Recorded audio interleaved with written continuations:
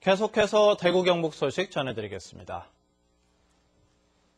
대구와 경북은 구름 많은 가운데 경북 서부 내륙에는 낮 한때 눈이 오겠습니다. 오늘 아침 기온은 봉화가 영하 7.4도까지 떨어졌고 대구 영하 0.6, 구미 영하 2.6, 안동 영하 4.3, 포항은 영상 0.1도를 기록해 대부분 영하의 추위를 보였습니다. 오늘 낮 한때 경북 서부 내륙 쪽에는 1cm 안팎의 눈이 쌓이는 곳이 있겠습니다. 오늘 낮 최고 기온은 대구 2도, 경북은 영하 4도에서 영상 3도로 어제보다 낮아 춥겠습니다. 대구 시민들이 무료로 이용할 수 있는 신천 야외 스케이트장이 내일 문을 엽니다. 신천 대봉교 하류 생활체육광장에 설치된 신천 야외 스케이트장은 내일 오후 2시에 문을 열고 내년 2월 2일까지 무료로 운영됩니다. 개장일인 내일을 제외한 평소 운영 시간은 오전 10시부터 밤 9시까지, 토, 일요일은 밤 10시까지고 스케이트는 유료로 빌려줍니다. 2013년도 이제 20일이 채 남지 않았습니다. 해마다 이맘때쯤이면 새해 달력이 쏟아져 나오고 연하장을 주고받느라 바빴는데요. 올해는 예년과 조금 다른 모습입니다. 양관희 기자가 보도합니다. 대구 시내 한 인쇄업체, 달력을 찍어내는 윤정기가 바쁘게 돌아갑니다. 하지만 예년 연말과 비교해 줄어든 주문 물량 때문에 업체 대표와 직원들의 표정이 밝지만은 않습니다. 배송을 기다리고 있는 내년도 달력입니다. 예년에는 20만 부 정도 주문이 들어왔지만 올해는 이보다 20%가량 주문이 더 줄었습니다. 20년 경력의 업체 대표는 연말 대목이 갈수록 짧아지고 있다고 말합니다. 옛날에는 진짜 한 석 달 정도, 두 달만 석 달까지 굉장히 많이 복잡했는데 요즘은 상당히 짧아졌어요. 대형 인쇄업체도 사정이 어렵긴 마찬가지. 경기 불황의 여파로 공공기관이나 금융기관이 비용 절감 차원에서 달력이나 업무용 수첩 등의 제작을 줄이면서 연말 특수가 사라졌습니다. 요즘은 전부 다 폰으로, 스마트폰으로 주고받는 이런 또 추세다 보니까 요즘은 연하장도 스마트폰의 급속한 보급 등으로 인해 연하장 주문이 예년보다 70%가량 줄었습니다.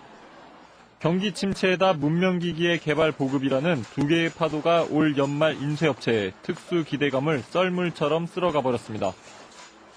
MBC 뉴스 양관입니다. 포항시가 5개월 전부터 시내버스 카메라로 불법 주정차 단속을 하고 있는데요. 교통 흐름을 방해하는 주정차 차량이 차츰 줄어들어서 시내버스 타고 다니기가 좀 나아졌다고 합니다. 장미쁨 기자입니다.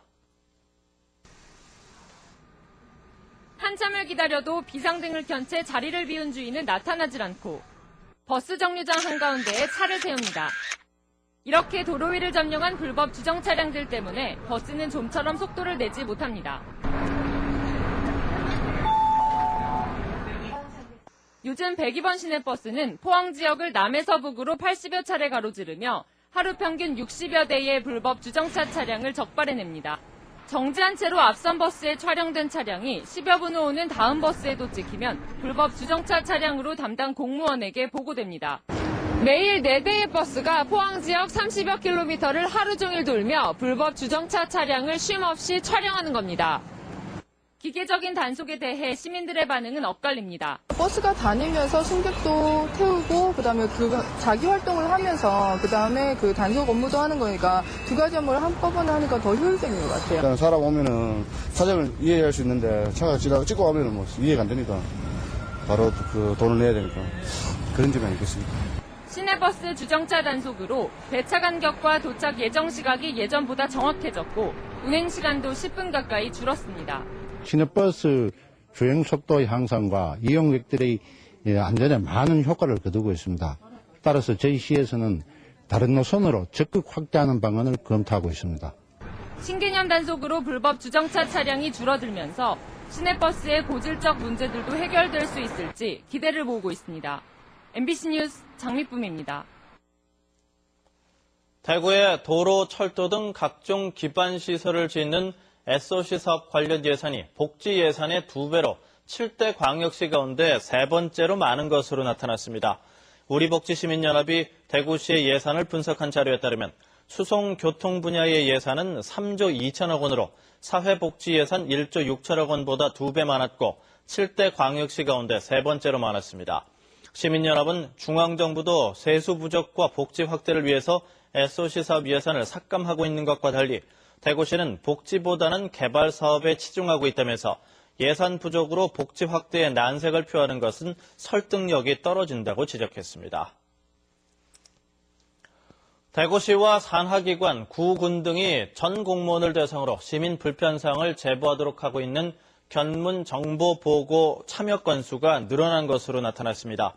대구시는 올 한 해 전 공무원들이 견문 정보보고를 통해 제보한 시민 불편사항은 11만 8천여 건으로 지난해보다 2만 건 정도나 늘었다고 밝혔습니다.